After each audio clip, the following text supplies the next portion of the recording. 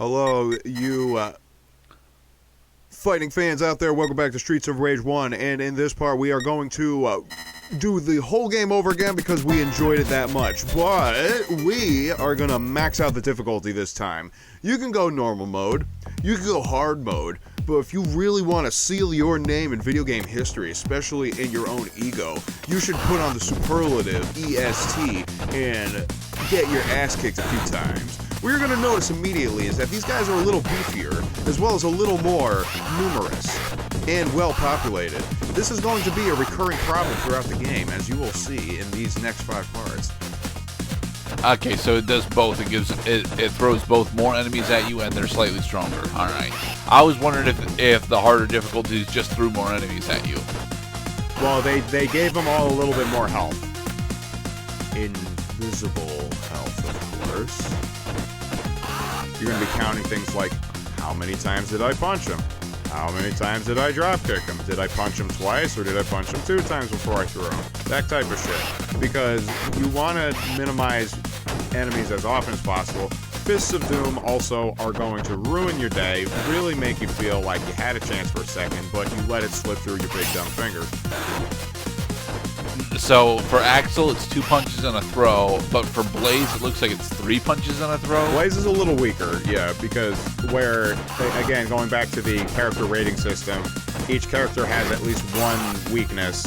Blaze's weakness is her power, but she does have superlative jump height and throw strength. Jesus, she can actually throw an enemy all the way across the screen. Oh yeah, dude, throws are fucking awesome. I don't think Axel or Adam were actually able to do that, though. Axel can throw that far. The only thing is that Axel doesn't want to put down his broken bottle. It's still got usage, god damn it.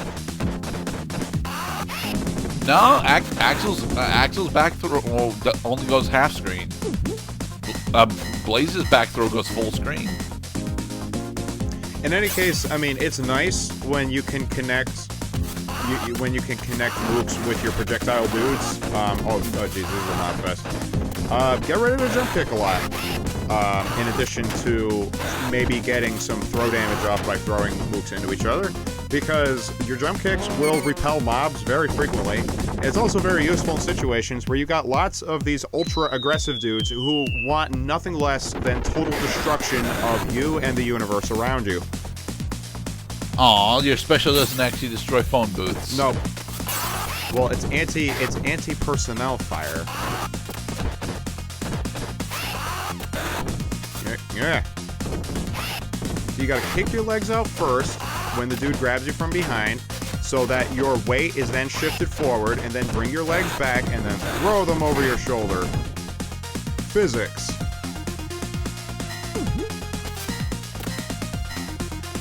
So can you guys break the fire hydrants? No, you can't break the fire hydrants. Okay, so now, you will have to keep your eyes open, as Mike and I did. That I will call while Michael and I were playing the game. I will call. I can't remember the term I used. It might have been like aggro, dude. Like aggro. What aggro means is that there's at least one of these orange-haired bastards on the battlefield who is so relentless and so aggressive that if you're not paying attention to him, he will combo you, punch you, interrupt you, and ruin your day for a second. Like that guy. See, I was lucky. See, he attempted to be a Fist of Doom, but you intercepted him. You have to intercept the Fist of Doom. Especially important in hardest mode. Now, another thing that I should mention about hardest mode, the boss AI is exactly the same, for one thing. You get an improved level bonus as a result of improving the difficulty. I believe that it goes up in increments of 10,000 at each degree of difficulty you up the stakes at. In addition, you get an extra continue. You cannot elect either to have or not have this extra continue. This game will give it to you automatically as long as you have the hardest difficulty attached. So that means that at stock, Mike and I have a total of 12 lives. That's our starting 3 lives, and then 3 continues worth of lives. Right. And it's for that reason that in other hard mode difficulties we've been doing, we try to match what Streets of Rage 1 set as the standard, saying, well, this is what the original thought was an okay level of challenge. Let's move it to the other games then. Don't be afraid, guys. Come on. It's just a screen. Oh god. So it's not a 1-to-1 second timer, actually. It looks like it's 2.5 seconds per tick. Oh, you mean the timing you need to not start a combo? No, the time differential on the timer up top. The timer up top. Yeah, one in-game second is about like 2 to 3 real-time seconds. You also have to figure that clock is being influenced by the total activity and throughput on the screen, so your clock will actually start to slow down when there's visible slowdown on the screen. Yeah, but luckily it doesn't look like you get visible slowdown until you get upwards of 6 dudes on screen. Yeah, and that's won't to happen actually in this level.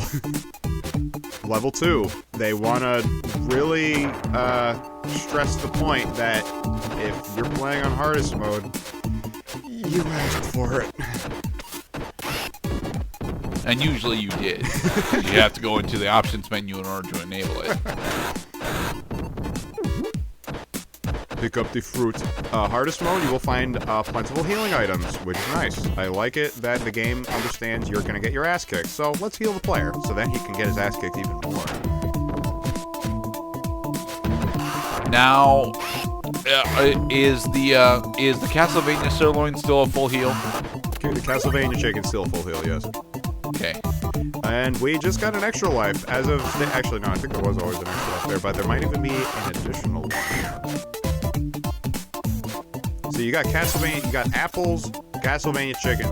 Now, would you classify a 1-up as a health item? No, I do not qualify 1-ups as health items. See, that's a good distinction.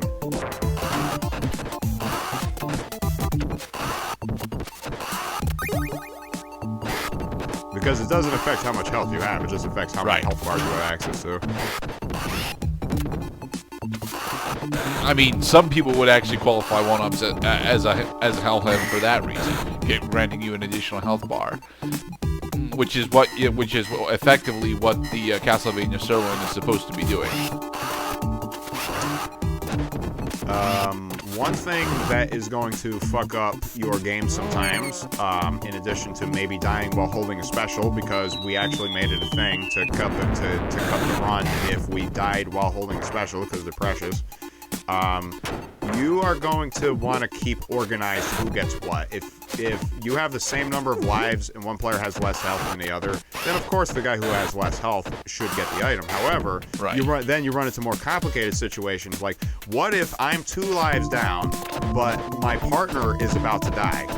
Who gets the health item? The health item? Yeah. Well, if it's a health item specifically, then it's whoever has the lowest amount of health. I see.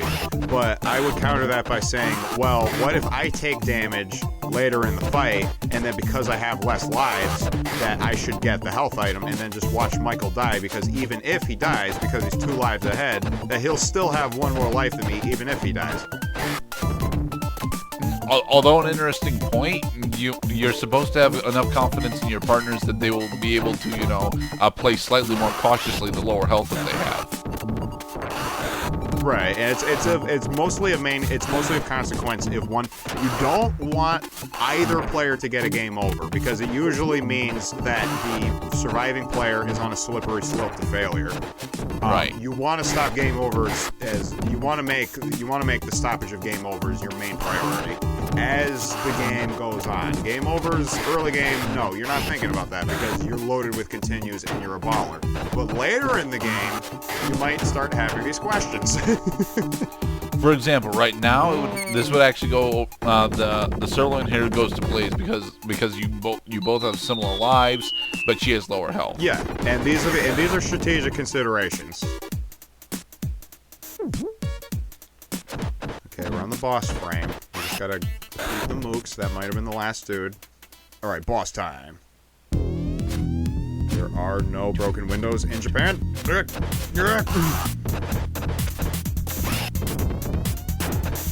No, punch, punch, kick, punch, pivot, punch. Or throw him. That works too. Oh, it's about to get party time funky up in here. Work that denim vest.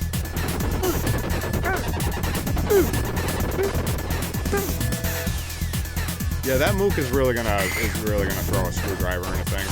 All right, Blaze has a special. Use it, please. It's not gonna kill the bosses, but it'll make it easier. Incoming. Pop that special, son. Damn it! Ah, all right. Pop the special and the fight. That probably would have been my brother saying that was petty. If my brother lost a life and he had a chance to save it, he would have said that's the game being petty. And in the next part, we are going to throw knives at each other and proceed with the hardest mode playthrough of Streets of Rage 1. Be safe, everybody. 30,000 points.